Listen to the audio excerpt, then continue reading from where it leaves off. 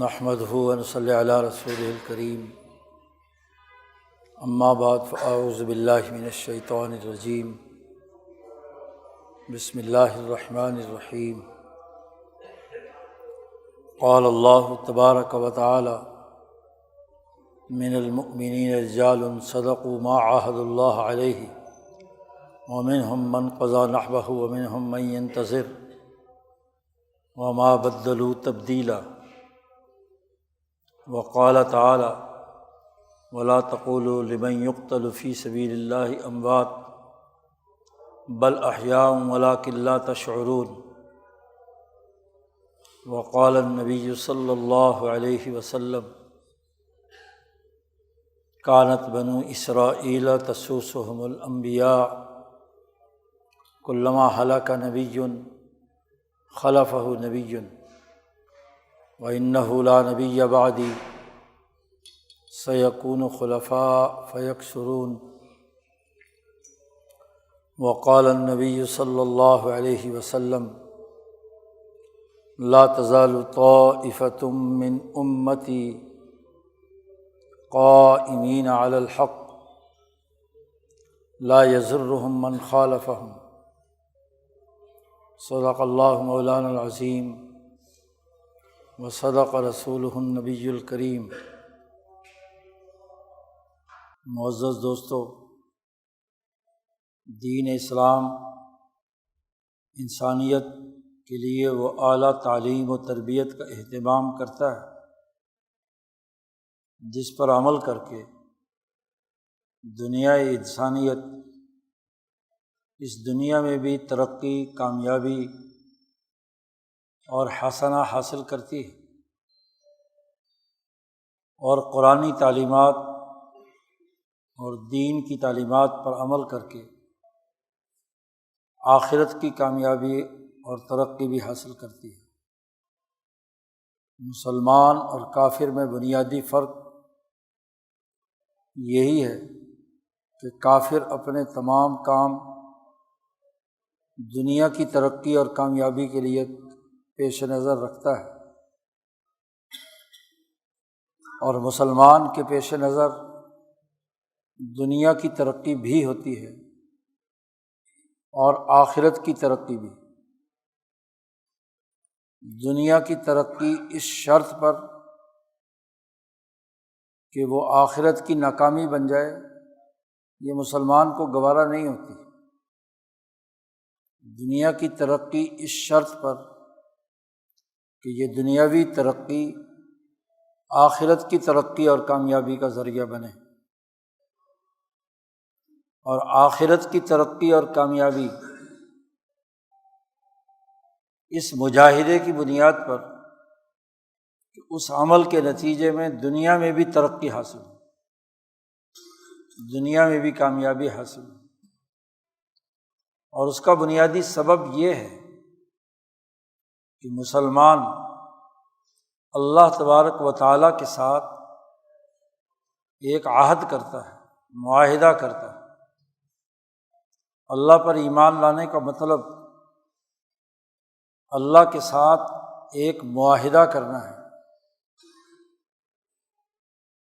اللہ کے ساتھ ایک عہد کرنا ہے، ایک وعدہ کرنا ہے کہ اللہ نے انسانیت کی دنیا اور آخرت کی ترقی کا جو پیغام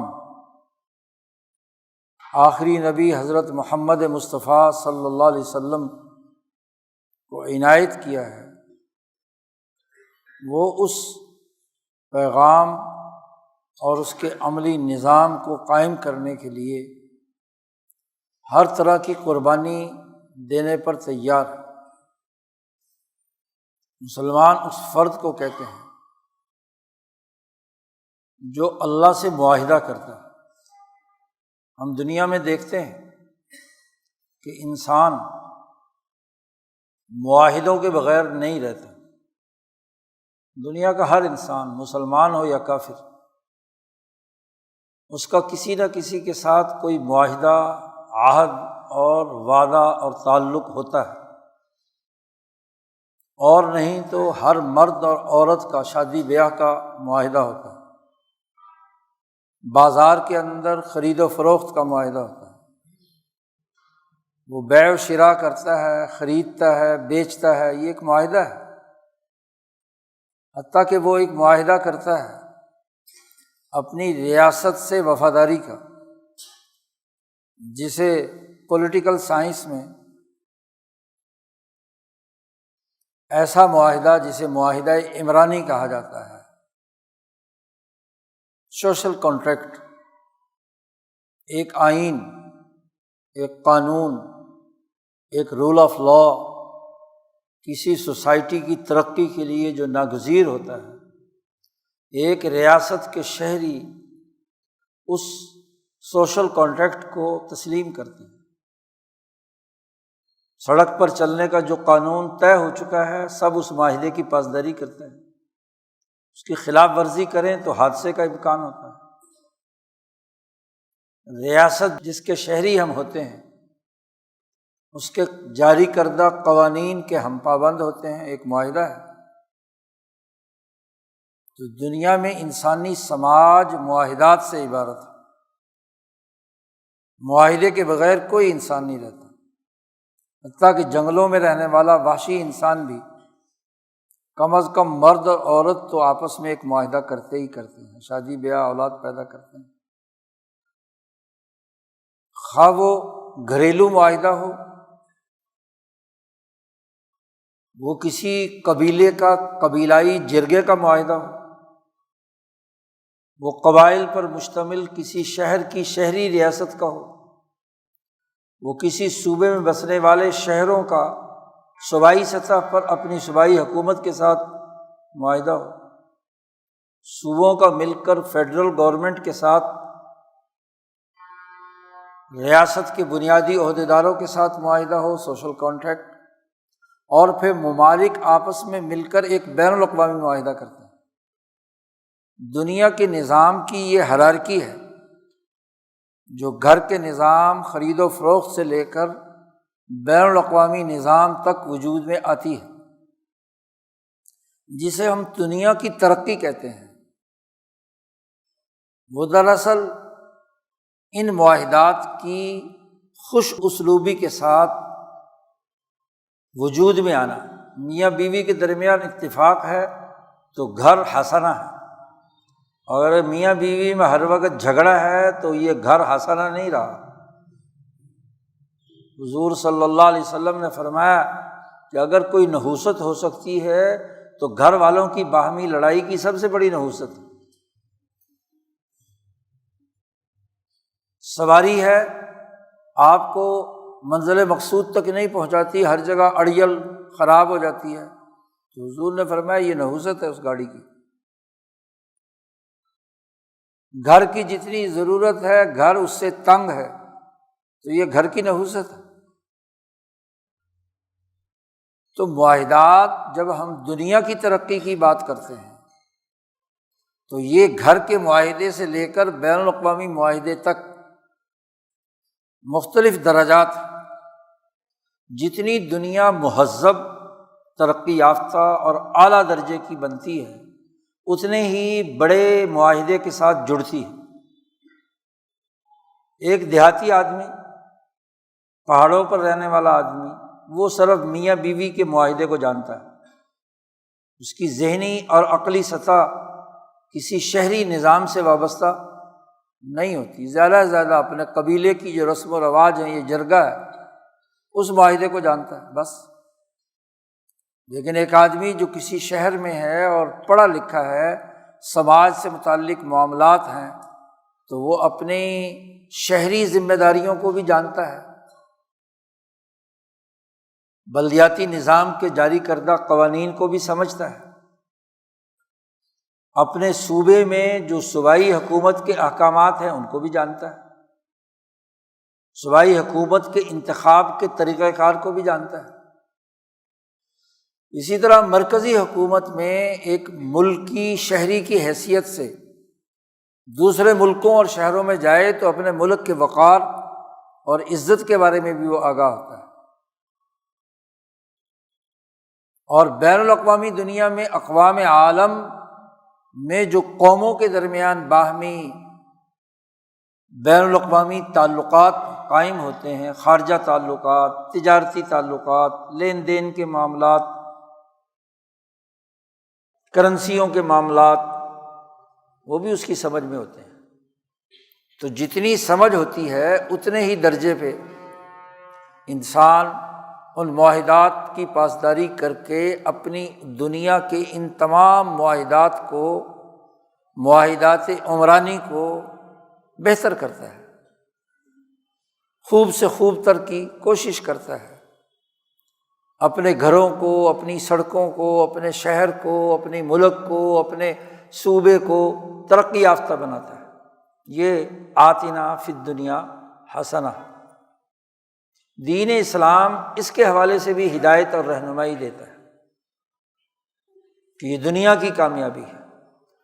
اب ایک مسلمان میں اور کافر میں فرق یہ ہے کہ کافر کی عقل اور اس کا شعور خاص طور پر آج کے اس دور میں ان تمام سماجی معاہدات سے واقف بھی ہے، اور اس کے اپنے تئیں اپنے اپنے اسکول آف تھاٹ کے تحت وہ اس کو درست کرنے کی فکر بھی رکھتا ہے۔ اور مسلمان میں نہ صرف یہ کہ ان تمام معاہدات کی ذمہ داریوں کو مسلمان سمجھتا ہے، بلکہ ایک اور بات ہے کہ یہ جو کل انسانیت اقوام عالم میں ہے، اور یہ کل انسانیت جس سپیس یعنی زمین پر اور جس ٹائم میں موجود ہے، اسپیس اینڈ ٹائم، زمان و مکان میں، یہ زمان و مکان پیدا کرنے والا ایک اللہ وحدہ لا شریک۔ اگر وہ اس زمین کو دلدلی بنا دے تو آپ کا مکان، آپ کا شہر، آپ کا ملک، آپ کے تمام دنیاوی ترقی دھری کی دھری رہ جائے۔ وہ اس زمین پر موجود آپ کی زندگی بچانے والا پانی، اللہ پاک کہتے ہیں اگر میں اس کو زمین کی تہہ میں پہنچا دوں، ماء غورا فمن یاتیکم بماء معین، تو پینے والا پانی کہاں سے ملے گا تمہیں؟ اور پیو گے نہیں تو تمہارا گھر بھی برباد، تمہارا شہر بھی برباد، تمہاری سوسائٹی بھی برباد۔ یہ فصلیں تمہاری کون اگالتا ہے؟ اَأَنتُمْ تَزْرَعُونَهُ أَمْ نَحْنُ الزَّارِعُونَ۔ قرآن نے کہا کہ یہ جو ایک دانے سے 700 دانے گندم کے بنتے ہیں، یہ تم بناتے ہو یا میں بناتا ہوں؟ یہ جو پانی تم پر آتا ہے میٹھا، ہم اتارتے ہیں یا تم؟ تو تمہاری دنیا کی تمام چیزیں ذات باری تعالیٰ کے ساتھ وابستہ ہیں، جو تمہارا خالق و مالک ہے، تمہیں پیدا کیا۔ یہ بچے تم پیدا کرتے ہو یا ہم پیدا کرتے ہیں؟ تمہارا کام تو صرف شادی کر لینا ہے، باقی بچے کا رحم مادر میں پالنا، پوسنا، روح ڈالنا، آتے ہی فوراً اس میں آکسیجن بھر جاتی ہے، چیختا ہے، چلاتا ہے، اور پھر دنوں کے اندر ہی کیا ہے، وہی گندا پانی جسے تم دیکھنا بھی پسند نہیں کرتے، جب بچے کی صورت میں باہر آتا ہے تو تم اسی کو چومتے ہو، چاٹتے ہو، اسی کو سینے سے لگاتے ہو۔ تم کرتے ہو یا میں کرتا ہوں؟ اللہ پوچھتا ہے۔ تو جیسے انسان اپنے سماجی معاہدات میں گھر سے لے کر مرد اور عورت کے معاہدے سے لے کر بین الاقوامی معاہدات تک جڑا ہوا ہے، اور یہ تمام معاہدات جس ذات کی وجہ سے قائم ہے، تو پھر اس کے ساتھ بھی تو ایک معاہدہ کرنا پڑے گا، اس کے ساتھ بھی تو ایک تعلق قائم کرنا پڑے گا، اس سے بھی ایک ایگریمنٹ کرو۔ تم اپنی حکومت سے ایگریمنٹ کرتے ہو اس لیے کہ وہ تمہارے ملک کا نظم و نسق چلائے، تم بلدیاتی نظام بناتے ہو کہ وہ تمہیں پانی مہیا کرے، تمہاری سڑکیں درست کرے، تمہاری نالیاں درست کرے، تمہارے اور جو ضروری کام ہے جو تم اکیلا ایک گھر نہیں کر سکتا، وہ آپ شہری حکومت کے حوالے کرتے ہیں، اور جو شہری حکومت بھی نہیں کر سکتی وہ آپ صوبائی حکومت کے حوالے کرتے ہیں، اور جو ایک صوبہ نہیں کر سکتا اس کے لیے وفاق کی ضرورت ہوتی ہے۔ مثلاً سیکورٹی فورسز، ملک اور ریاست کی حفاظت کے لیے فوج بنائی جاتی ہے، پولیس صوبائی میٹر ہے، تو صوبائی نقطۂ نظر سے امن و امان قائم کرنا اور چوروں ڈاکوؤں سے بچانا انسانیت کو، یہ صوبے کی ذمہ داری ہے۔ لیکن پورے ملک کی حفاظت، کوئی دشمن حملہ کرے تو پھر عسکری قوت کی ضرورت پیش آئے گی۔ تو جیسے جن جن چیزوں کے آپ محتاج ہوتے چلے جاتے ہیں، خاندان کی سطح کی چیزیں ہیں تو خاندان کو حل کرنی ہوتی ہیں، خاندان بنتا ہی اس لیے ہے، بچے ماں باپ کی اطاعت اس لیے کرتے ہیں کہ ماں باپ انہیں پالتے پوستے بڑا کرتے، تعلیم و تربیت کا اہتمام کرتے ہیں، رشتہ دار مل کر ایک دوسرے کی ہمدردی اور خیرخواہی کرتے ہیں۔ تو جب ضرورتوں کے تعلق سے تمہارا سماجی معاہدہ ہوتا ہے، مرد اور عورت کی جو جنسی ضروریات ہیں، بچہ پالنے اور بچہ تربیت کرنے کی جو ضروریات ہیں، اس سے تم ایک معاہدہ نکاح میں جڑتے ہو، شہری نظام میں جڑتے ہو، صوبائی نظام میں جڑتے ہو، بین الاقوامی نظام میں جڑتے ہو، تو جو ان تمام چاروں مرحلوں میں لمحہ بلمحہ ہماری پرورش کرتا ہے رب الارباب، رب العالمین، پروردگار، اس کے ساتھ کیوں معاہدہ نہیں ہے؟ مسلمان وہ ذمہ دار فرد ہے، وہ باقی معاہدات کے ساتھ ساتھ اللہ تعالیٰ کے ساتھ بھی ایک معاہدہ کرتا ہے، اس کو بھی مانتا ہے، اس کا بھی شکر ادا کرتا ہے، اس کی فرما برداری اور اطاعت بھی کرتا ہے۔ اور پھر اگلی بات یہ ہے کہ جب مسلمان اللہ کی اطاعت، عبادت اور اس کے احکامات کی فرما برداری کرتا ہے تو اس سے اللہ کو کوئی فائدہ نہیں۔ ماں باپ کی اگر بچے اطاعت کریں تو ماں باپ کا بھی فائدہ ہوتا ہے، دل خوش ہوتا ہے، اور نہیں تو آپ ریاست کے شہری کی حیثیت سے بلدیاتی نظام کی، اپنے ذمہ داروں کی جب بات مان کر ان کے ڈسپلن پر عمل کریں گے تو آپ کا شہر کا میئر، چیئرمین جو بھی ہے وہ خوش ہوتا ہے، اس کی بھی تو گڈی چمکتی ہے نا جی، فلاں چیئرمین نے یہ کام کیا ہے۔ صوبائی حکومت اچھا کام کرتی ہے تو اس کا بھی فائدہ ہے۔ یہی حال کیا ہے قومی سطح پر جو حکومتیں ہوتی ہیں تو حکمران پارٹیوں کو بھی فائدہ پہنچتا ہے، لیکن اللہ ایسا الصمد ہے، بے نیاز ہے کہ اللہ نے فرمایا کہ ساری دنیا میری بات نہ مانے تو میری خدائی میں کوئی کمی نہیں آئے گی، اور اگر ساری دنیا میری عبادت کرنے لگے اور میری بات ماننے لگے تو میری خدائی میں کوئی اضافہ نہیں ہوگا۔ ایسی بے غرض اور بے نیاز ذات کے ساتھ معاہدہ کیوں نہیں ہو سکتا؟ سوال ہے۔ ماں باپ سے معاہدہ ہو سکتا ہے، شہری ریاست سے ہو سکتا ہے، صوبائی حکومت سے ہو سکتا ہے، وفاقی حکومت سے ہو سکتا ہے، اقوام متحدہ کے قوانین کی پابندی کی جا سکتی ہے، تو اس بے نیاز ذات جو بغیر کسی غرض، بغیر کسی ذاتی مفاد کے تمہیں پالتی بھی ہے، پوستی بھی ہے، گھر بھی بناتی ہے، شہر بھی بناتی ہے، ریاستیں بھی بناتی ہے، قومیں بھی بناتی ہے۔ انا خلقناکم من ذکر و انثی وجعلناکم شعوبا وقبائل لتعارفوا، ہم نے تمہیں ایک مرد ایک عورت سے پیدا کیا، پھر تمہارے قبیلے بنائے، تمہاری نسلیں بنائیں، تمہارے لیے خطے متعین کیے تاکہ نظم و نسق قائم ہو سکے۔ تعارفوا، ایک دوسرے سے پہچان اس لیے ہے، یہ تکبر اور غرور کے لیے نہیں ہے، یہ بین الاقوامی سسٹم کے لیے ہے۔ جب تک آپ یونیک نمبر نہیں دیں گے کسی قوم کو، کوئی یونیک شناخت نہیں دیں گے تو مینجمنٹ کرنا مشکل ہو جاتا ہے، بین الاقوامی نظام بنانا مشکل ہو جاتا ہے، کوڈنگ ضروری ہوتی ہے۔ یہ بندہ کس کوڈ، کس نسل سے تعلق رکھتا ہے، کس خطے سے تعلق ہے۔ تو بین الاقوامی نظام اب آپ کا کوڈ ہے نا، یہ جو شناختی کارڈ بنے ہوئے ہیں ہر انسان کا ایک کوڈ ہے۔ سب سے پہلے کسی ملک کا کوڈ ہوتا ہے، پھر اس کے بعد کسی ضلع کا، پھر تحصیل کا، پھر یونین کونسل کا، اور پھر اس خاندان کا نمبر، اور اس خاندان میں بھی اس فرد کا کیا نمبر۔ یہ کوڈ ہے۔ آپ نے یہ کوڈنگ نئے طریقے سے کی ہے تو اللہ میاں نے تو بہت پہلے کوڈنگ کر رکھی ہے تمہاری۔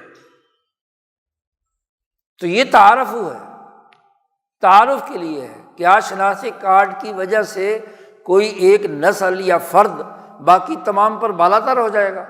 نہیں، جسٹ ایک کوڈ ہے، انسانیت کا تعارف ہے، پہچان ہے۔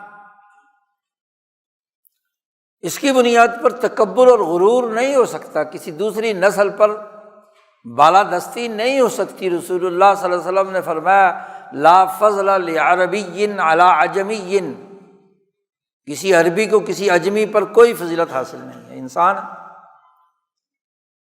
نہ کسی کالے کو گورے پر، نہ سرخ کو سفید پر، تمام انسان کے یہ کوڈ ہے، کالا، سفید، اور عرب اور عجم اپنے اپنے خطے کے اعتبار سے۔ تو اس ذات باری تعالیٰ کے ساتھ معاہدہ کیوں نہیں ہے؟ مسلمان وہ فرد ہے، نبی انسانوں کو یہ دعوت دیتے ہیں کہ جیسے تم اپنی سماجی زندگی کے باقی تمام معاہدات کی پاسداری کرتے ہو، جبکہ ان معاہدات والے کسی نہ کسی طور پر غرض مند بھی ہوتے ہیں، تو وہ اللہ تبارک و تعالیٰ جس نے تمہیں پیدا کیا، شناخت دی، سب کچھ کیا، اس کے ساتھ ایک بین الاقوامی معاہدہ کیوں نہیں کرتے؟ اب وہ معاہدہ کیا ہے کہ رب صرف ایک کو ماننا ہے، لا الہ الا اللہ، اور رب کی طرف سے دنیا میں جو اتھارٹی رکھنے والی شخصیت ہے وہ ایک ہی ہے اس دور میں، محمد رسول اللہ صلی اللہ علیہ وسلم۔ یہ معاہدہ ہے، یہ عہد ہے، اور یہ ایک ٹائٹل ہے، کلمہ۔ ٹائٹل کے پیچھے ایک پوری دنیا آباد ہے۔ جب آپ نے یہ کلمہ پڑھ لیا، اب آپ کو اپنے ان تمام معاہدات کو پورا کرنے کے لیے ذمہ دار فرد بننا ہے۔ سب سے پہلے تو اللہ سے معاہدہ جب ہوا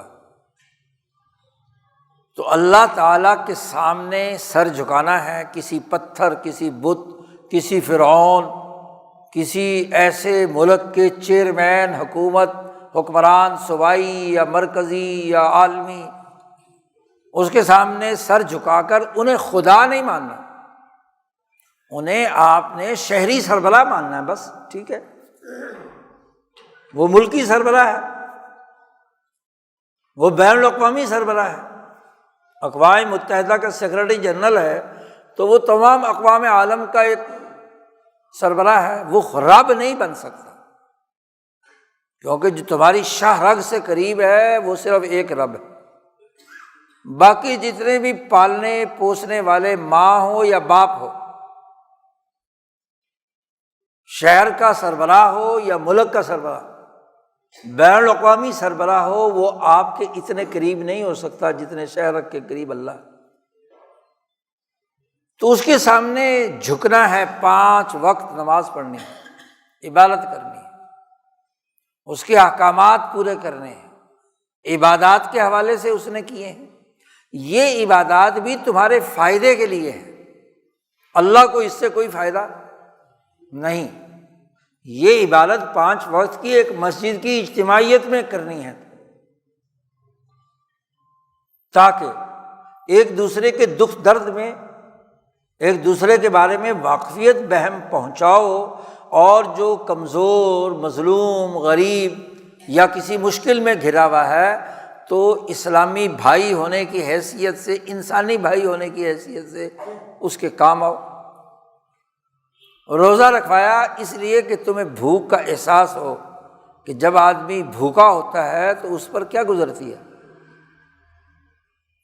زکوٰۃ اس لیے ہے کہ تمہارے پاس اگر صاحب استطاعت ہو تو اپنے پیسوں میں سے جو تمہاری کمائی جائز کمائی ہے اس میں سے اپنے دیگر انسانوں کی ضروریات کا لحاظ رکھو۔ اور زکوٰۃ اکٹھی کرنا چونکہ حکومت کی ذمہ داری ہے، جب حکومت کا نظام عدل و انصاف پر ہوتا ہے،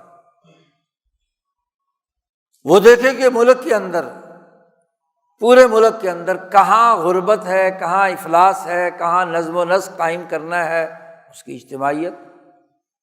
صاحب استطاعت ہے تو اللہ کے گھر کی عبادت کے لیے، حج کرنے کے لیے جائے، عمرے کے لیے جائے، عبادات ہے۔ ایسے ہی باقی تمام ہدایات، کھانے کی وہ چیزیں بتائی گھر میں کون سی چیز کھا سکتے ہو، وہ جو تمہاری روحانی اور جسمانی صحت کے لیے مفید ہو۔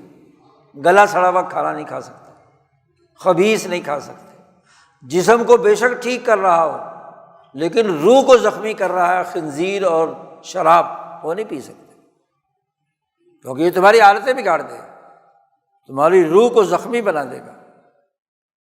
اور ویسے بھی یہ جو حرام چیزیں قرار دی گئی ہیں وہ جسم میں ایسی حرارت بڑھاتی ہیں کہ نہ ماں کا پتہ نہ بہن کا پتہ، شہوتیں ابھار دیتی ہے۔ پروٹین اتنی زیادہ ہوتی ہے خنزیر میں کہ جسم برداشت کرنے کے قابل نہیں ہوتا اور وہ ادھر ادھر منہ مارتا ہے بیویوں کے علاوہ۔ شراب کا بھی یہی حال ہے جو عقل مار دیتی ہے۔ تو یہ بھی تمہارا فائدہ ہے نا، ربنا آتنا فی الدنیا حسنہ۔ یہ کھانے پینے کی چیزیں درست کر کے گھریلو نظام کو حسنہ بنایا۔ میاں کے حقوق بیان کیے کہ بیوی پر کون کون سے ہیں، اور بیوی کے حقوق بیان کیے مرد پر کہ اس نے بیوی کے کیا حقوق ادا کرنے۔ ایک پیکج ہے عدل و انصاف کا، جی مرد کو عورت کے حقوق ادا کرنے ہیں۔ آپ نے صلی اللہ علیہ وسلم نے فرمایا خیرکم لأہلہ، تم میں سب سے بہتر آدمی وہ ہے جو اپنی بیوی کے لیے بہتر ہے۔ یہ نہ ہو کہ پوری دنیا میں تو بہتر ہے اور گھر میں آتے ہی شیر چیتا بن کر مار دھاڑ شروع کر دیتا ہے، وہ کیسا مرد ہے؟ کمزوروں پر غصہ اتارنا یہ کوئی بہادری کی علامت ہے۔ ایسے ہی عورت پر شوہر کے حقوق ذمہ داری، اولاد پر ماں باپ کے، ماں باپ کے اولاد پر، پورا ایک پیکج گھریلو نظام کو حسنہ بنانے کا۔ پھر بازار میں خرید و فروخت ہونی ہے تو بیچنے والا اور خریدنے والے ان دونوں کے کیا حقوق ہیں، اس ایگریمنٹ کو درست کیا، کون سی بیع حلال ہے اور کون سی حرام ہے۔ اسی طریقے سے قومی ریاستی نظام میں چوروں، ڈاکوؤں، قاتلوں کی سزا مقرر کر کے شہری ریاست اور ملک کے داخلی نظام کا داخلی طریقہ کار متعین کر دیا، اس کی سزائیں مقرر کی کہ ریاست کو کسی دوسرے کے مال پر ڈاکہ ڈالنے والے، چوری کرنے والے، کسی دوسرے پر جھوٹا الزام لگا کر اس کی توہین کرنے والوں کو کنٹرول کرنے کے لیے یہ داخلی پولیسنگ، سیکورٹی کے تحفظ کے لیے نظام بنے گا۔ حکومتوں کا کام امن و امان کو یقینی بنانا ہوتا ہے۔ حکومت ہم اپنے جیسے انسان کی اپنے اوپر تسلیم کرتے ہیں، کسی وزیر اعلیٰ کی، کسی وزیر اعظم کی، ہمارے جیسا انسان ہے۔ کیوں؟ اس لیے کہ سب کے سب 25 کروڑ لوگ وزیر اعظم نہیں بن سکتے، کسی صوبے کے چند کروڑ لوگ وزیر اعلیٰ نہیں بن سکتے۔ ہم اس لیے بناتے ہیں کہ وہ داخلی سیکورٹی فورسز کے ذریعے سے ہماری جان، ہمارا مال اور ہماری عزت و آبرو کا تحفظ کرے۔ اس حکومت کو دین اسلام کی تعلیمات کے مطابق حکومت کرنے کا حق نہیں ہے جو انسانوں کی جان، مال، عزت آبرو کا تحفظ نہیں کر سکتی۔ تو اس معاہدے سے متعلق اصول بیان کر دیے۔ اسی طرح قوم کی جب قومی ریاست وجود میں آ گئی اور اس پر کوئی دشمن ملک یا دشمن قوم حملہ کرے تو پھر ریاست کے مفاد کے لیے انسانوں کی حفاظت کے لیے عسکری قوتوں کو وجود میں لا کر، جسے جہاد سے تعبیر کیا گیا، جدوجہد سے تعبیر کیا گیا کہ حملہ آور دشمن قوتوں کا مقابلہ کرنے کے لیے عسکری قوتیں حرکت میں آئیں، اس لیے یہ قوتیں وجود میں لائی جاتی ہیں۔ اور پھر اس تمام عمل میں جو آدمی مظلوماً قتل ہو گیا وہ شہید ہے۔ من قتل دون مالہ فہو شہید، جو اپنے مال کے تحفظ میں مارا گیا وہ بھی شہید ہے۔ جو اپنی عزت بچانے کے لیے کسی دشمن سے اس کے تحفظ میں، من قتل دون عرضہ فہو شہید، اور جو اپنے دین کی حفاظت، اپنے ملک کی حفاظت کے لیے قربانی دیتا ہوا شہید ہو گیا وہ بھی شہید۔ یعنی وہ عزم، وہ ارادہ، وہ عہد جو اللہ سے کیا ہے اور اللہ کے تعلق سے جتنے معاہدات کیے ہیں، اور یاد رکھو دین اسلام یہ بھی کہتا ہے کہ جتنے بھی معاہدات ہوں وہ اللہ کو حاضر ناظر جان کر اللہ کے لیے تعلق قائم کیا جائے۔ ایک کافر بھی کسی عورت سے نکاح کرتا ہے لیکن وہ اللہ کے نام پر نہیں، ایک مسلمان نکاح کرتا ہے تو اللہ کے نام پر کرتا ہے۔ اسی لیے اس کے نکاح سے پہلے خطبہ پڑھ کر اللہ کی بڑائی کا اعلان کیا جاتا ہے۔ اللہ کے نام پر عورت اور مرد ایک دوسرے کو قبول کرتے ہیں، ایجاب و قبول، تو اللہ کے نام سے معاہدہ ہوا ہے۔ اللہ کے لیے وہ آپ کی بیوی ہے اور آپ اس کے شوہر ہیں، اللہ کو سامنے رکھ کر اس کے حقوق ادا کر رہے ہیں، صرف اس وجہ سے نہیں۔ اسی طرح جب کسی شہر میں آپ رہ رہے ہیں، کسی ریاست میں رہ رہے ہیں، کسی قوم کے اندر رہ رہے ہیں، تو ہر مرحلے میں یہ تمام سوشل کانٹیکٹ اللہ کے تعلق سے ہوں تو وہ اسلامی ریاست ہے، اسلامی حکومت ہے۔ اور اللہ کے تعلق کے بغیر لوٹ مار کے لیے، قتل و غارت گری کے لیے، ظلم اور ناانصافی کے لیے جو معاہدہ کیا جاتا ہے وہ تو دنیا بھر کے سارے کافر بھی کرتے ہیں۔ اسلامی ریاست اور غیر اسلامی ریاست کا فرق یہ ہے کہ یہاں جب سوشل کانٹیکٹ قائم ہوتا ہے تو اللہ کو حاضر ناظر جان کر اللہ کے عہد کی بنیاد پر رضائے خداوندی کے لیے وہ اس سسٹم کا حصہ بنتا ہے، کیونکہ ڈسپلن کے بغیر، نظم و نسق کے بغیر کوئی سماجی معاہدہ وجود میں نہیں آ سکتا۔ تو نظم و نسق اللہ کے لیے ایک مسلمان جب ایک ریاست کا شہری بنتا ہے تو اللہ کو حاضر ناظر جان کر اللہ کے ساتھ عہد کرتا ہے، صرف ریاست کے ساتھ ہی نہیں، اپنے آئین کے ساتھ ہی نہیں، اپنے اللہ کے ساتھ کہ میں نے اپنے آپ کو رہنے کے لیے یہ خطہ قبول کیا ہے، یہ اللہ جو تو نے زمین بنائی ہے، یہ جو اللہ تو نے اس وقت میں مجھے پیدا کیا ہے، اس وقت میں میرے گرد و پیش جتنے انسان ہیں، میں ان انسانی تمام حقوق کے ان انسانوں کے پورا کروں گا اے اللہ تیری رضا کے لیے، تو رب الارباب ہے۔ اسی لیے تو جو اللہ کے نام پر آپ نے کسی حکومت کو تسلیم کر لیا تو پھر اللہ کے عہد کو توڑا نہیں جا سکتا۔ اس لیے نبی اکرم صلی اللہ علیہ وسلم نے فرمایا کہ جب تم اپنا کوئی خلیفہ اور حکمران بنا لو، اس کی بیعت کر لو، عہد کر لو اس کے ساتھ، اور اس کے بعد کوئی اور آدمی خلیفت اور حکومت کا دعوے دار بنے تو فقتلوہ، اس کو قتل کر دو۔ انتشار پیدا کرتا ہے، وہ ریاست کے اندر خرابی پیدا کرتا ہے۔ آپ نے اللہ کے عہد کے ساتھ حکومت قبول کی ہے کسی کی، تو اب اس کو عہد کے ساتھ پورا کرنا ہے۔ امام زین العابدین رضی اللہ تعالیٰ عنہ، جو امام حسین رضی اللہ تعالیٰ عنہ کے بیٹے ہیں، بنو امیہ کی بیعت کر لی، اور حضرت عبداللہ ابن زبیر نے مکہ مکرمہ میں خلافت کا اعلان کر دیا، اور امام زین العابدین کو خط لکھا کہ آپ بنو امیہ کی بیعت توڑ کر میں نے خلافت کا اعلان کیا ہے مکہ میں، آپ میری بیعت کریں۔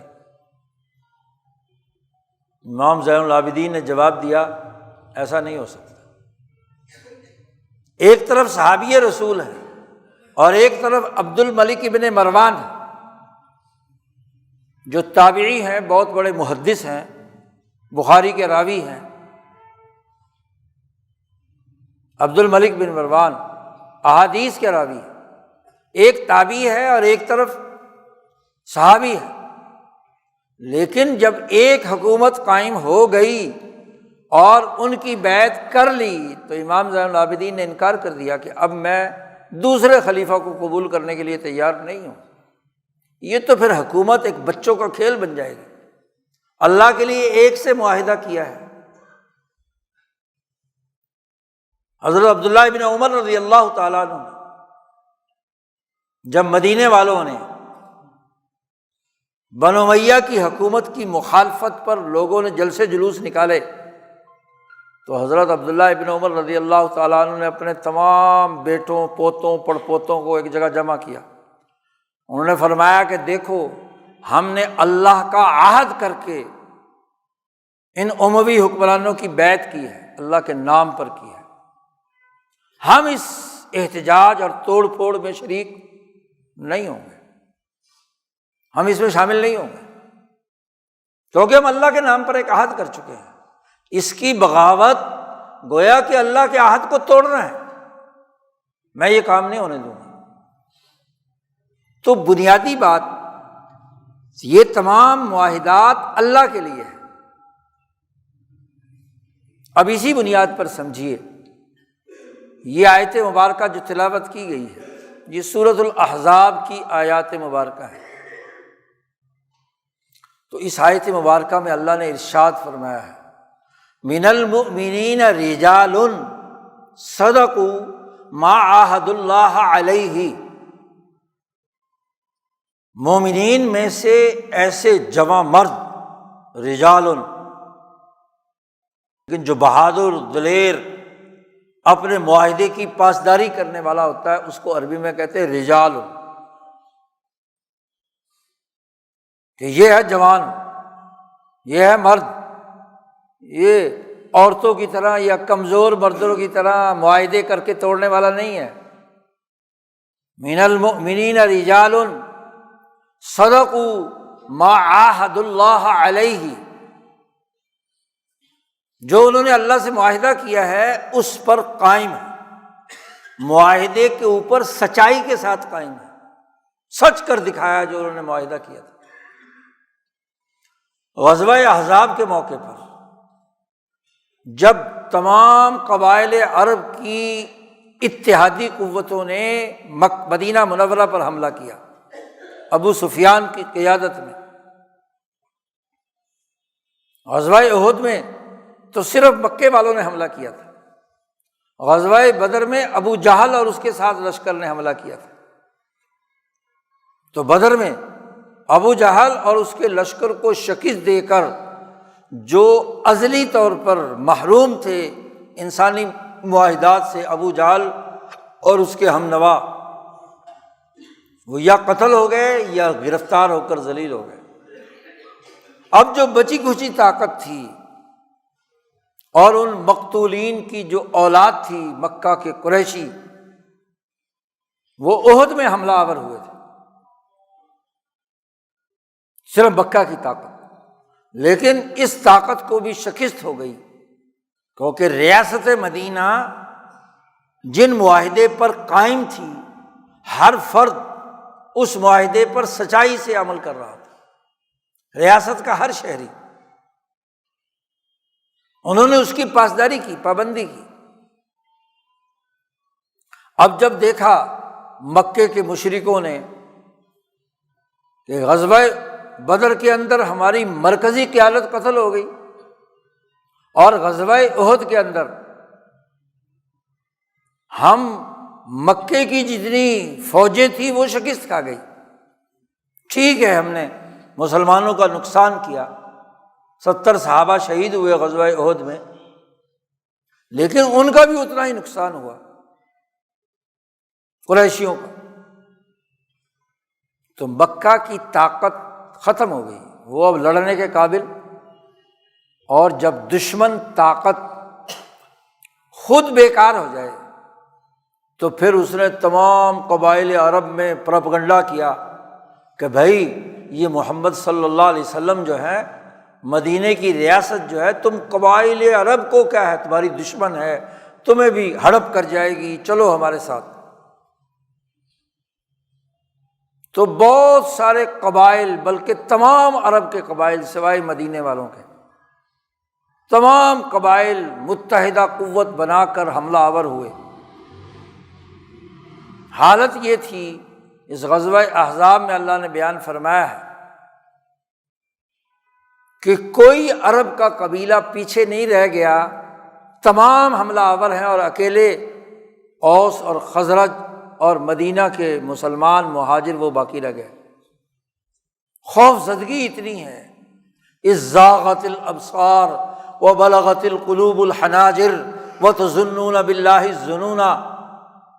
خوف اتنا مدینے میں کہ مدینے کے شہریوں کی آنکھیں پھٹی کی پھٹی رہ گئی، دل خوف سے نکل کر گلے میں آ گیا. جب انسان خوف زدہ ہوتا ہے تو یہ حالت، بلغت القلوب الحناجر. اور منافقوں میں سے ایسے منافق تھے جنہوں نے پروپیگنڈا شروع کر دیا، وَتَظُنُّونَ بِاللَّهِ الظُّنُونَ، اللہ کے بارے میں بدگمانی شروع ہو گئی. اور منافقین نے منافقت کا معاملہ، حالانکہ معاہدہ کیا تھا کہ وہ اس ریاست کی حفاظت کے لیے کردار ادا کریں گے، آپ صلی اللہ علیہ وسلم کی حکمرانی کو مانیں گے.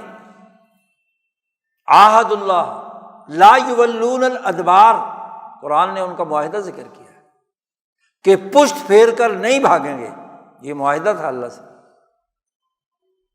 لیکن وہ ایک ایک کر کے منافقین کے قبیلے اجازت لے لے کر کہتے ہیں ہمارے گھر خالی ہیں، ان بیوتنا عورا وما ہی بعورا.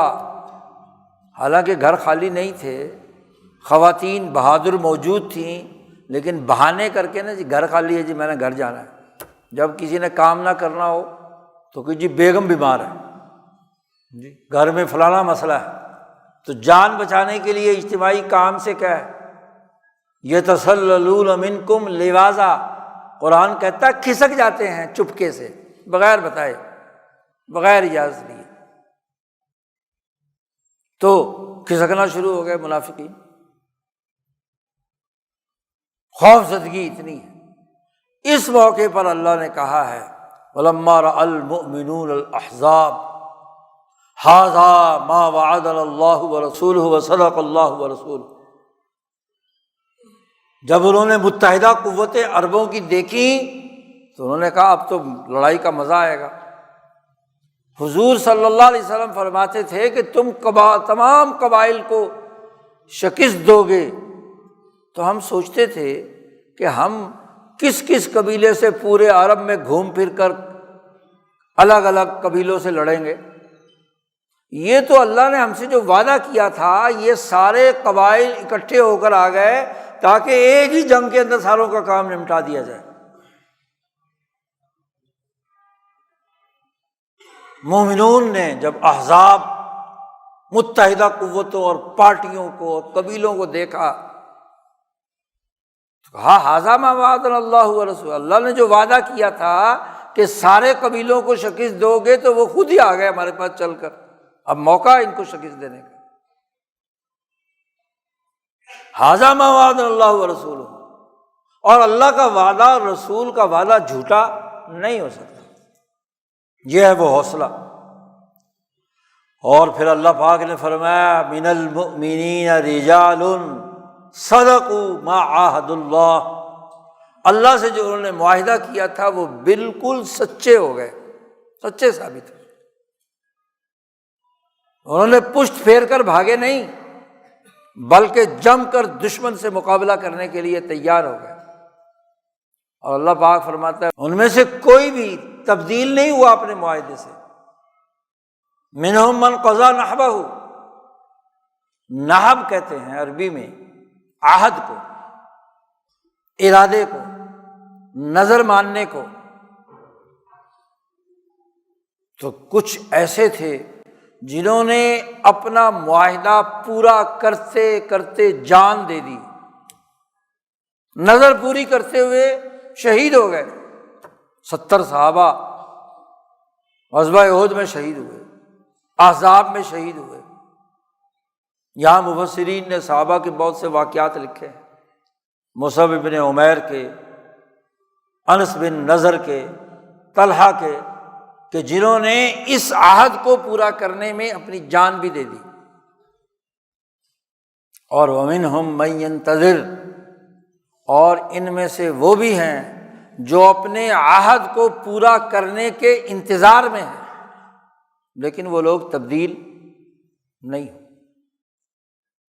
مسلمانوں کی اس جماعت کی تعریف کی ہے اللہ نے کہ یہ لوگ حقیقت میں مرد ہیں، بہادر، دلیر۔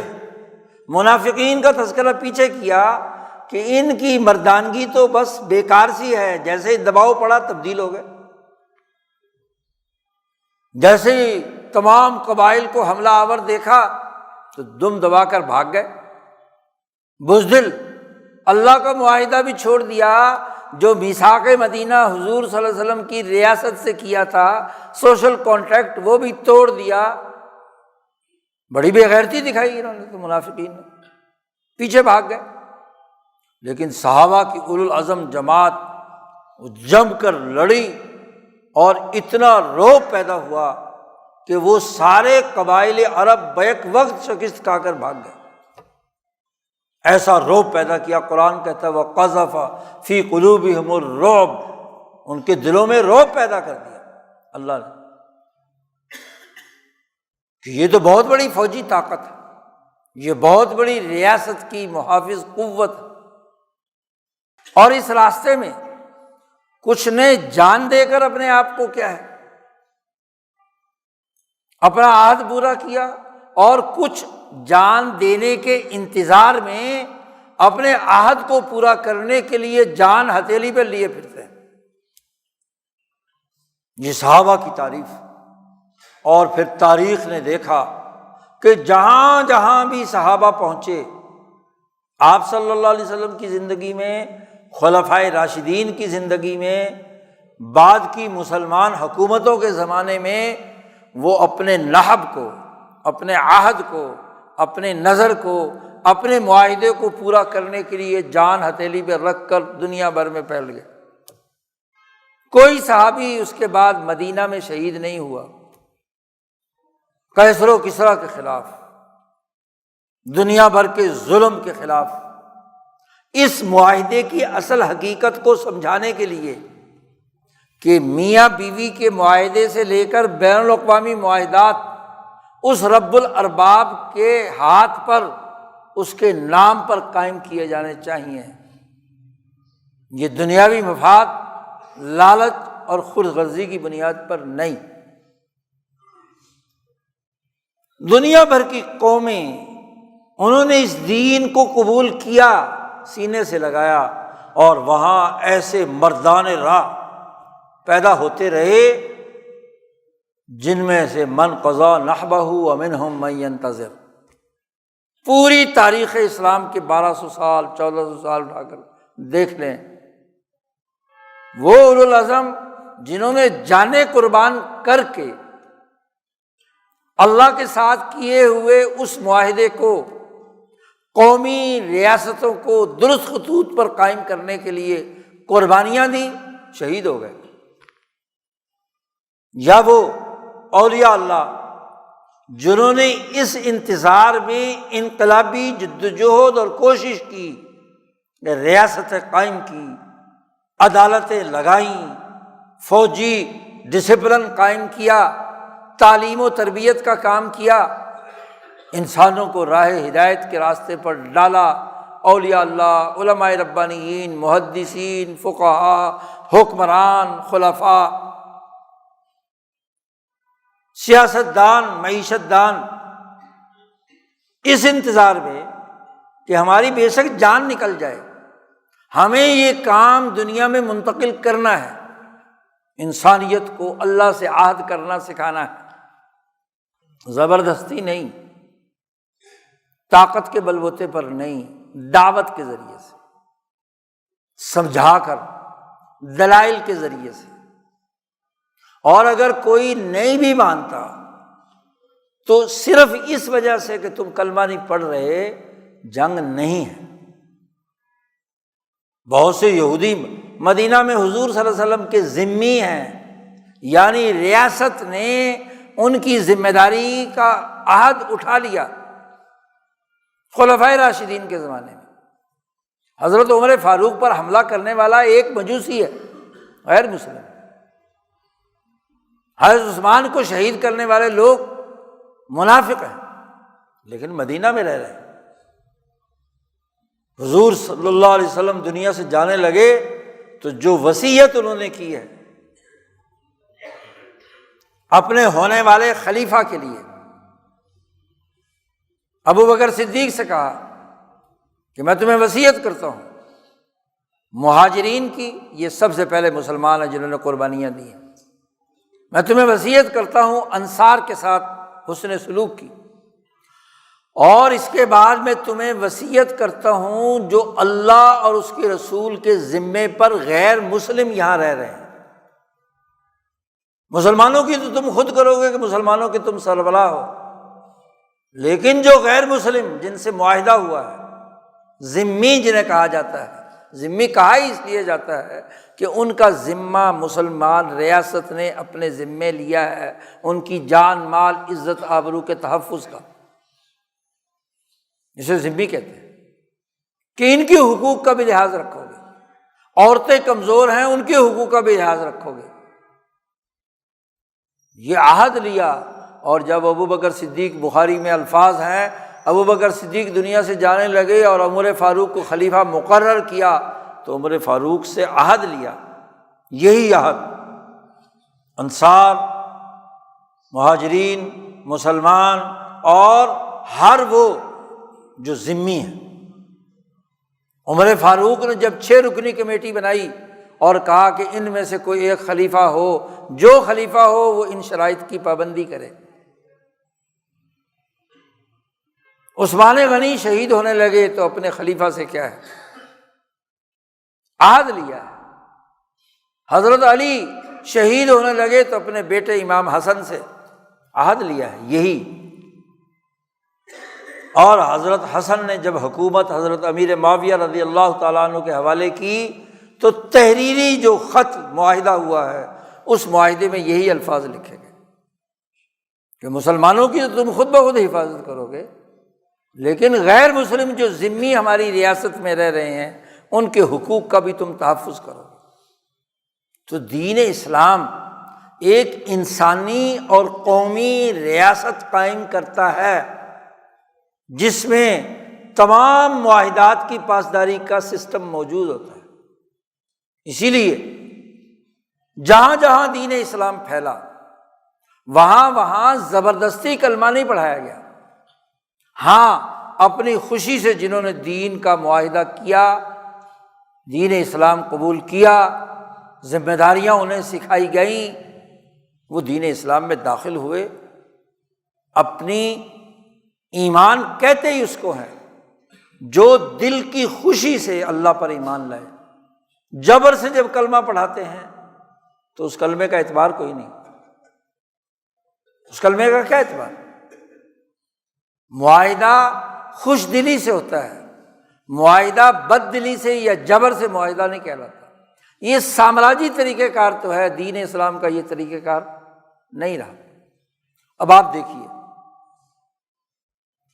اس 1400-1500 سال کی تاریخ کو، کہ اس تاریخ میں کتنے ہی اولو العزم ایسے مرد ہیں جنہوں نے شہادت قبول کی اور دین پر جو معاہدہ کیا اس کی پاسداری کی۔ آخری زمانے کے شہیدین وہ ہیں جنہوں نے اس خطے میں قربانی دی تھی، سید احمد شہید اور شاہ اسماعیل شہید۔ شہادت کے ذریعے سے دین اسلام کی تعلیمات زندہ کر دی۔ انسانیت دشمن قوتیں جو اس ریاست کو پامال کر رہی تھی، ایسٹ انڈیا کمپنی اور ان کی اعلی کار رنجیت سنگھ کی حکومت، جنہوں نے اس خطے کو یرغمال بنایا، ظلم و ستم کے پہاڑ توڑے، انسانیت دشمنی کا کردار ادا کیا، وہاں ان دو بزرگوں نے اور ان کے پورے لشکر نے شہادتوں کی داستان رقم کی، شہیدین ہیں۔ اور یہی نہیں، پچھلے 1000 بلکہ 1400 سال، سن 31 ہجری میں یہ علاقہ مسلمان ہوا تھا۔ 31 ہجری میں کابل فتح ہوا ہے حضرت عثمان غنی رضی اللہ تعالیٰ عنہ کے زمانے میں۔ حضرت عثمان کی شہادت ہوئی ہے 35 ہجری میں۔ 5 سال یہ خطہ حضرت عثمان کے زمانے میں خلافت راشدہ کے ساتھ جڑا تھا۔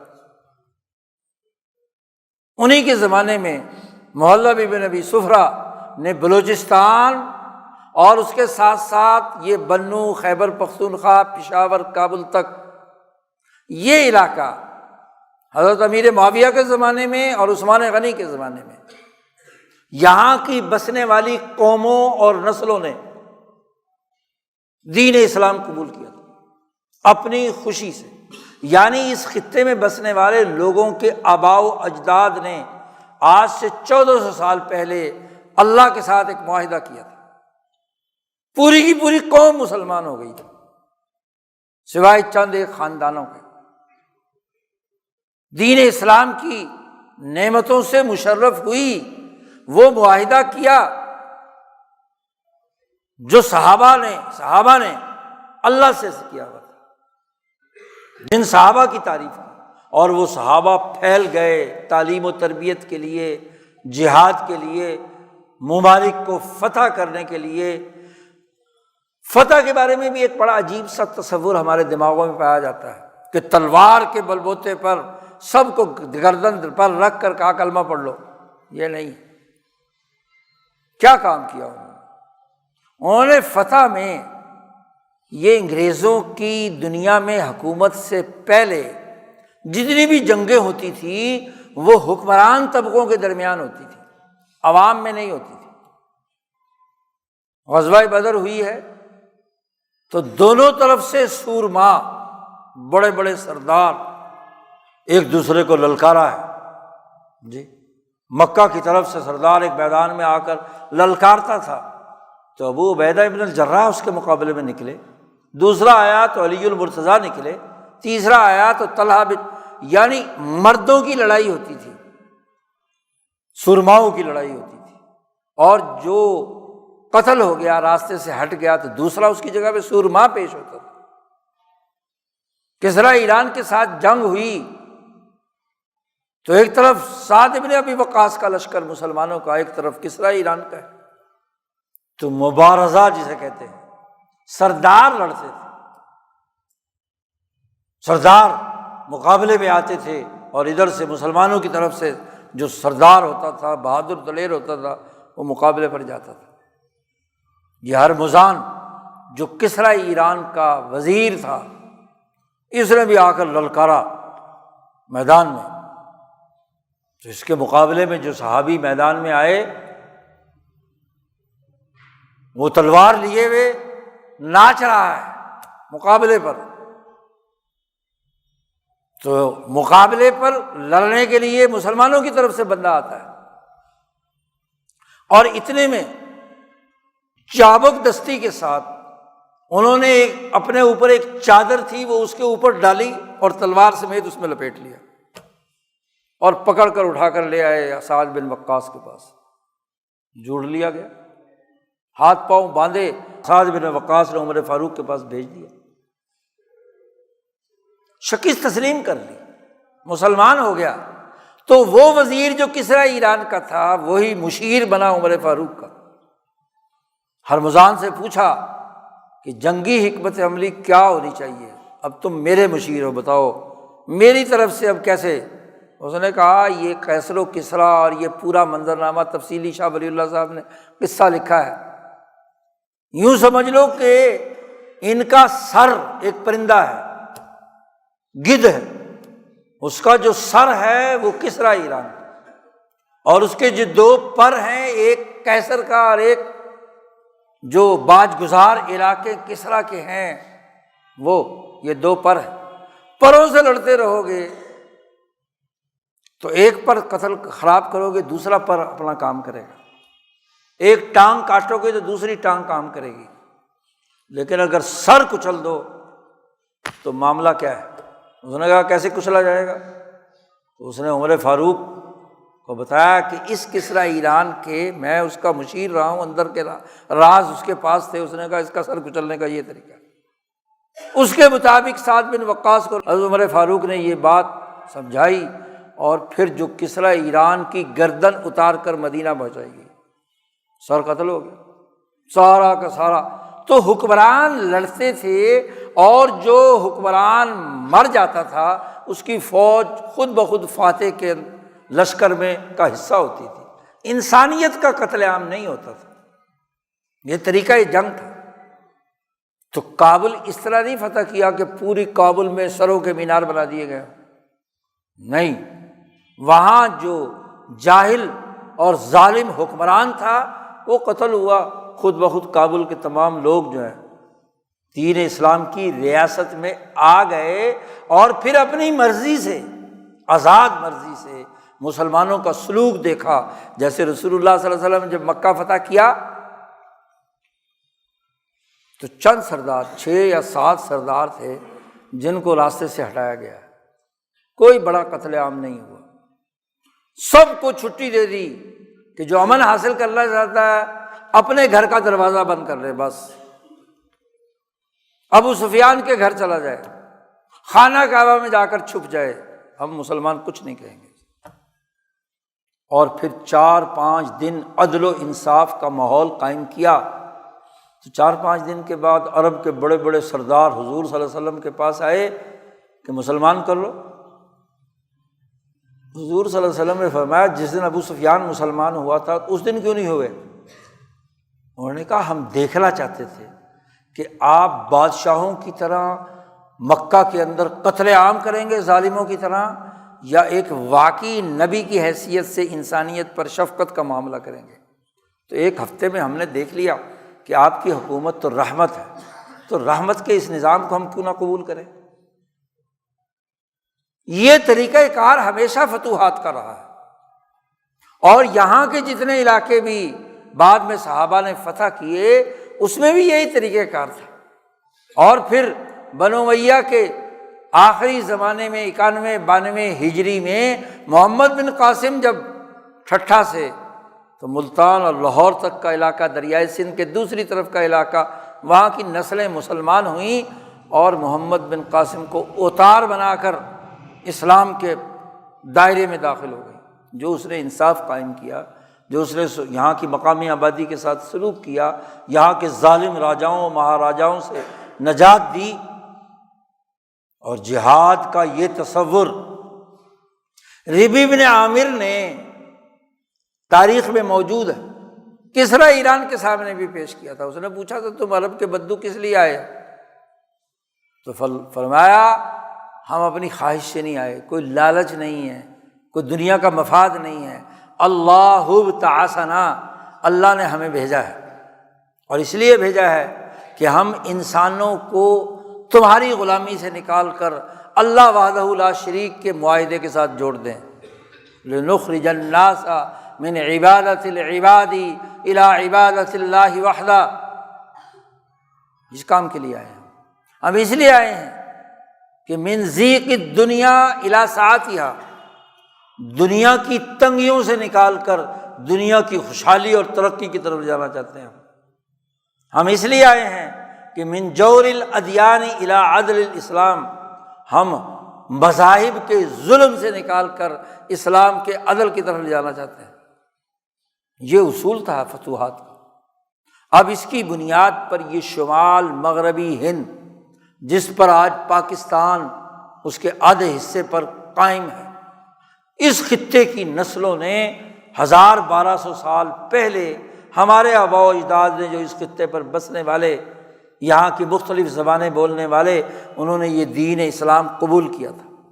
اور اس پورے 1000 سالہ دور میں کتنے ہی لوگ ہیں جنہوں نے شہادتوں سے دین زندہ کیا، اور کتنے ہی لوگ ہیں جنہوں نے اپنے اس عہد کو پورا کرنے کے انتظار میں تعلیم دی، تربیت دی، حکومتیں قائم کی، عدالتیں قائم کی، انصاف قائم کیا، امن قائم کیا، اور یہاں کی قوموں کو سچا پکا مسلمان بنایا۔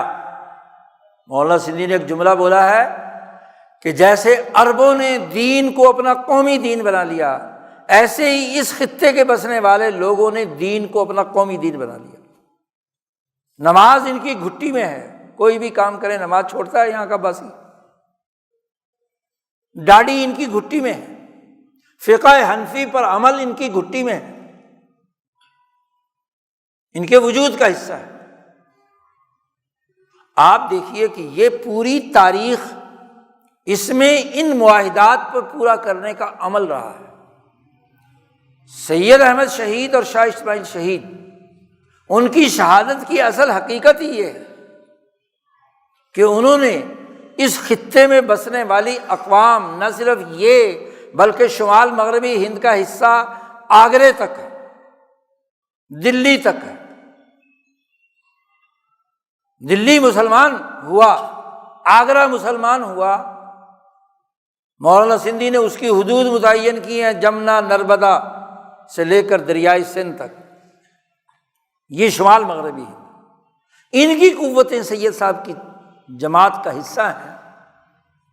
انہوں نے یہ اللہ سے معاہدہ ہے اور اس انسانیت کے لیے قومی نقطۂ نظر سے تعلیم و تربیت کا نظام قائم کیا۔ تو جنہوں نے قربانی دی دین اسلام کے غلبے اور اس کے پھیلانے کے لیے، آج بڑا المیہ یہ ہے کہ جن شہیدین کی قربانی سے زندہ ہوا یہاں دین، ہم انہیں بھول چکے ہیں۔ سارے شہیدوں کا تذکرہ ہوتا ہے، اگر کسی شہید کا تذکرہ نہیں ہوتا تو وہ سید احمد شہید اور شاہ اسماعیل شہید۔ کسی نے پرائیویٹ حضرت کا مزار بنوا دیا شاہ اسماعیل شہید کا، ورنہ تو حکومت کے نزدیک تو وہ کوئی شہید ہے ہی نہیں۔ سید احمد شہید کو خراج عقیدت پیش نہیں کیا جاتا۔ شاہ اسماعیل شہید جنہوں نے قربانی دی، دلی کا وہ شہزادہ، شاہ ولی اللہ کا وہ پوتا جو ان کے دین کے غلبے کے لیے یہاں لڑا، اور ان کے ساتھ جو ہزاروں لاکھوں شہداء جنہوں نے قربانیاں دی، ان کا کوئی تذکرہ نہیں ہے۔ اس پکھل، وادی پکھل کے حضرت شاہ عبد الرحیم ولایتی شہید رحمۃ اللہ علیہ، پکھلی، حاجی امداد اللہ کے دادا پیر، کوئی جانتا ہے انہیں؟ یہاں پکھل والے بھی نہیں جانتے کہ وہ بھی کوئی نامی آدمی تھا۔ شاہ عبد الرحیم، میں کل سے پوچھ رہا ہوں یہاں کے لوگوں سے بھی، یہ پکھل کون سے علاقے کا نام ہے، اور اس پکھل میں شاہ عبد الرحیم پکھلی کون سے علاقے کے تھے؟ کہتے ہمیں پتہ ہی نہیں، نہ بوڑھوں کو پتہ، نہ جوانوں کو پتہ، نہ حکومت کو پتہ، نہ ریاست کو پتہ۔ ان کا مزار بھی ابھی کوئی 5-10 سال پہلے دریافت ہوا۔ پہلے لوگوں کو وہم تھا کہ شاہ اسماعیل شہید کے ساتھ والی قبر کے اوپر ان کا نام لکھا ہوا تھا، لیکن جب تاریخ کنگھالی، مخطوطے تلاش کیے، وقائع سید احمد شہید جب چھپی، تو پھر پتہ چلا کہ وہ تو 1 سال پہلے طور و معیار میں مردان کے قریب جو سید صاحب کا لشکر لڑا تھا، وہ تو وہاں شہید ہوئے 1830 میں، 1 سال پہلے۔ یہ 1831 کا مارکا ہے بالا کوٹ، وہ تو وہاں شہید ہوئے ہیں، اور ایک ہی قبر میں 10 بندے ان کے ساتھ، ترتیب وار کیا ہے، شاہ اسماعیل شہید نے خود ان کو قبر میں رکھا، انہیں نہ نماز جنازہ پڑھی کیونکہ شہید تھے، خون بہہ رہا تھا، انہی کپڑوں میں اسی طریقے سے پہلے ان کی قبر حاجی عبد الرحیم پکھلی کی، اس کے بعد 9 بندے جو شہداء ان کے ساتھ تھے، ترتیب وار ایک ہی قبر میں، ایک ہی گڑھے میں، اتنا وقت نہیں تھا، اور وہ اتنی بڑی قبر ہے، اس وقت درخت لگا ہوا ہے، اور ہاں جی ایک ہی قبر کے اندر۔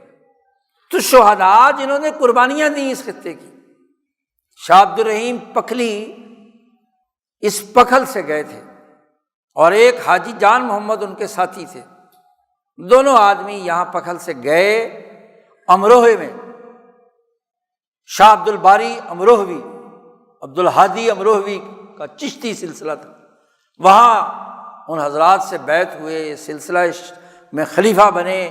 ان کے آگے خلیفہ حضرت میاں جیو نور محمد جھنجھانوی اور بہت سارے خلفاء بنے۔ لیکن جب سید صاحب کا لشکر دلی سے میرٹھ مظفر نگر آیا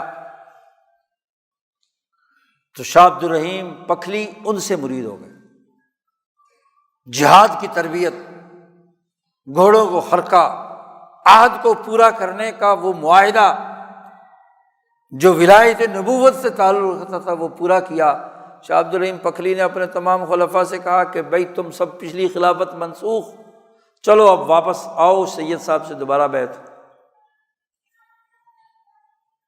حضرت میاں جی نور محمد جھنجھانوی رحمۃ اللہ علیہ ان میں تھے، اور وہ اس تحریک بالا کوٹ اور شہیدین کی اس تحریک میں شامل تھے، یہاں آئے تھے۔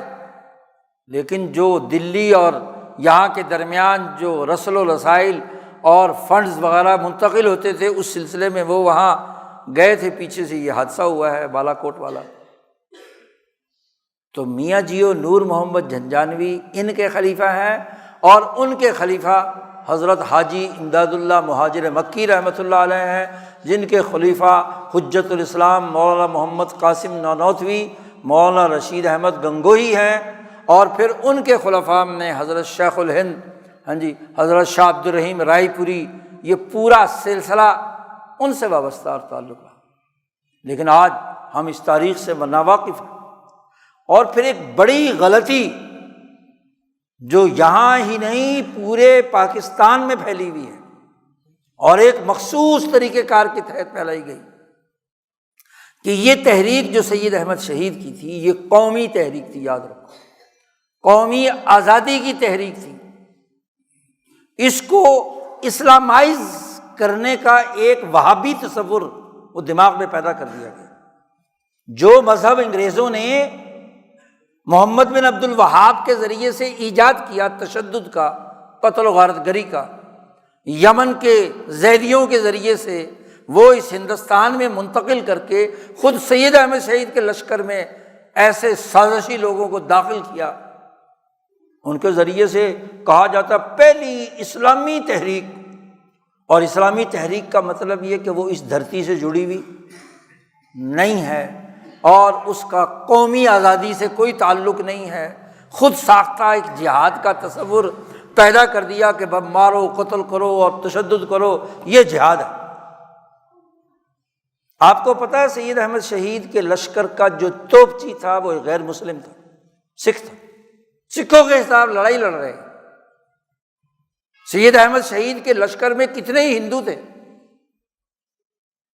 قومی آزادی کی تحریک تھی۔ سید صاحب کے مکاتیب چھپ چکے ہیں، سید صاحب نے مہاراجہ گوالیار ہندو راؤ کے نام خط لکھے ہیں کہ آؤ اس خطے کے تمام باسی ہندو سکھ مل کر بیگانگانے بعید الوطن انگریز فرنگ ان کے خلاف جنگ لڑے آزادی کی، اور آزادی کے بعد ہندو مسلمان بیٹھ کر فیصلہ کریں گے کہ اس ریاست کا نظم و نسق کیسے قائم کرنا ہے۔ جو مسلم اکثریتی علاقے ہیں وہاں مسلمانوں کی ریاست ہوگی، جو ہندو اکثریتی ریاستیں ہیں وہاں ان کی حکومت قائم ہوگی۔ تو قومی تحریک تھی۔ قومی تحریک کو وہابی ٹچ دے کر جہاد کا ایک خود ساختہ پرتشدد تصور پیدا کیا گیا، اور آج تک معاف نہیں کیا گیا۔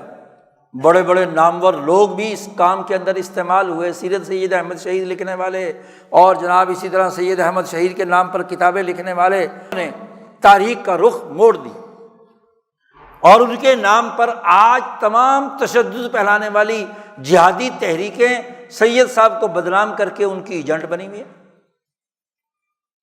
ان کا نام استعمال کر کے تشدد پچھلے 40 سال سے جو اس خطے میں 30-40 لاکھ پختون قتل کروائے گئے اور جہاد کا نام جعلی طور پر استعمال کیا، اپنا سلسلہ نسب کس سے جوڑتے ہیں؟ سید صاحب سے۔ بھائی سید صاحب کی تحریک قومی آزادی کی تحریک تھی۔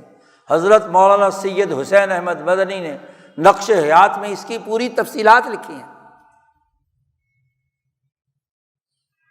لیکن حضرت مدنی کی تحریر ان کے ہاں معتبر نہیں۔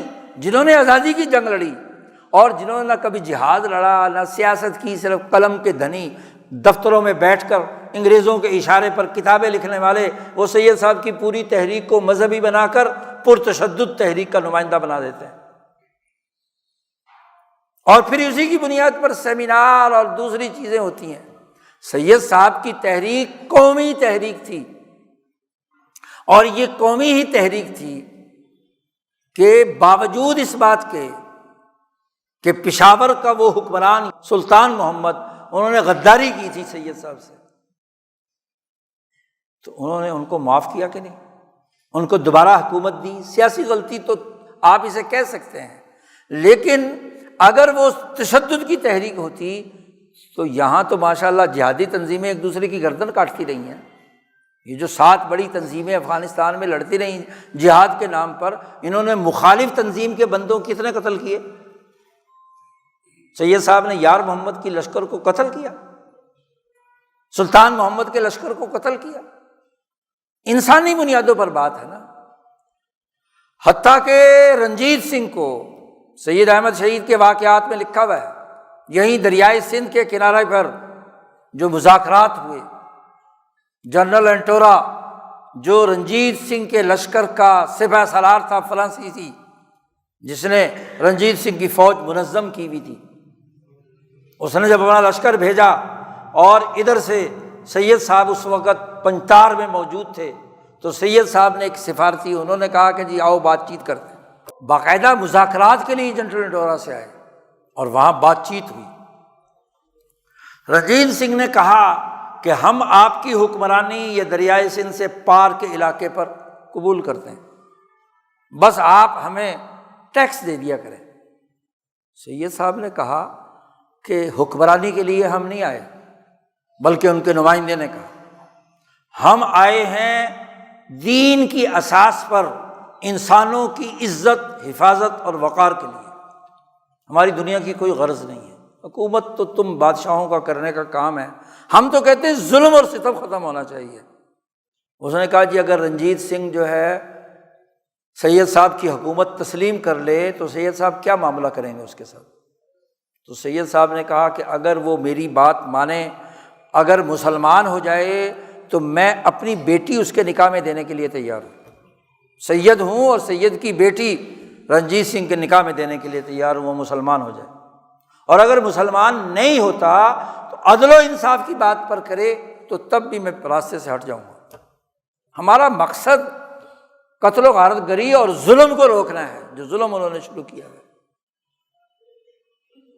جی آخر میں اس نے چال بازی کرنے کی کوشش کی انٹورا نے کہ یہ میں گفٹ دیتا ہوں، یہ سید صاحب کو دے دو، پیش کر دو۔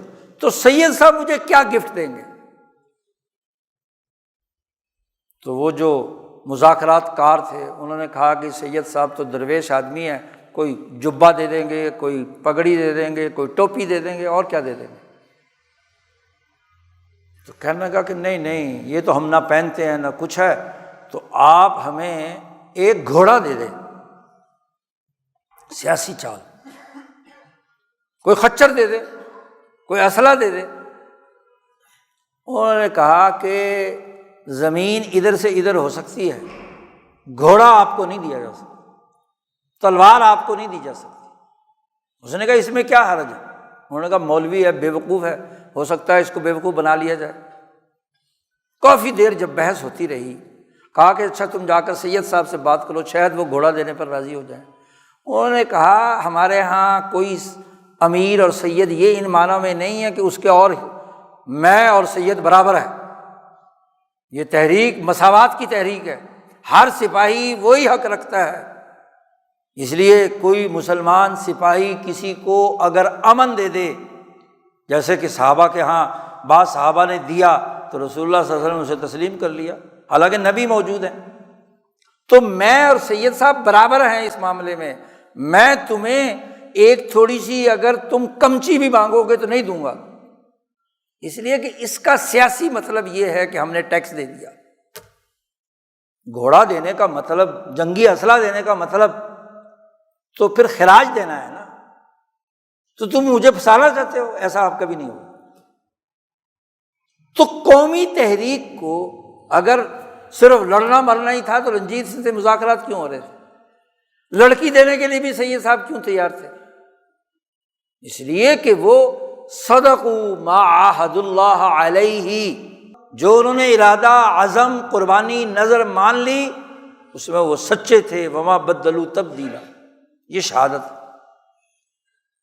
شہادت یہ نہیں ہے کہ ظلم و ستم ڈھا کر قتل ہو گیا، یہ تو وہی ہے کہ جس میں رسول اللہ صلی اللہ علیہ وسلم نے فرمایا کہ اگر دو مسلمان ایک دوسرے کو لڑنے کے لیے قتال کریں اور ایک قتل ہو جائے تو فالقاتل والمقتول فی النار، قاتل بھی جہنم میں ہے اور مقتول بھی جہنم میں ہے۔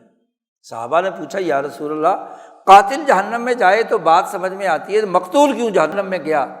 تو آپ صلی اللہ علیہ وسلم نے فرمایا کہ وَهُوَ حَرِيصٌ عَلَىٰ قَتْلِ صَاحِبِهِ، بخاری کے الفاظ ہیں کہ وہ بھی تو حریص تھا اپنے دوسرے ساتھی کو قتل کرنے پر، داؤ اس کا نہیں لگا اس لیے خود قتل ہو گیا۔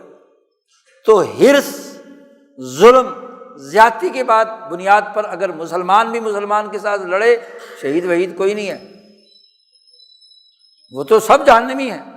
بات ہے دین اسلام کا وہ عہد جس کی تفصیلات میں نے شروع میں بیان کی ہیں کہ یہ عہد ہے، یہ معاہدہ ہے، اس معاہدے کے لیے قومی آزادی کی جنگ، سید صاحب کی تحریک یہ ہے،